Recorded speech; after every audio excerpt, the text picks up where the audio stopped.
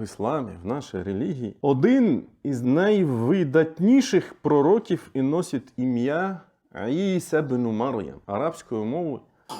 Мовою оригіналу це лунає так. Іса ібн Мар'ям аль-Масіх. Епітети, якими називають в ісламі Ісуса раб Аллаха. Так він проходив в Корані. Він сказав: воістину я раб Аллаха, він дарував мені писання і зробив мене пророком. Так сказано в Корані в сурі Мар'ям. Інший епітет Ісуса – це посланець Аллаха, або мовою оригінала Расулуллах, або праведник, або саліх мовою оригіналу, або слово Аллаха Іса ібн Мар'ям, каліматуллах, слово істини. Також пророк Іса носив ім'я Аль-Масіх, Месія. Що означає Месія? Таким ім'ям Ісус названий, як я вже згадав, в Корані.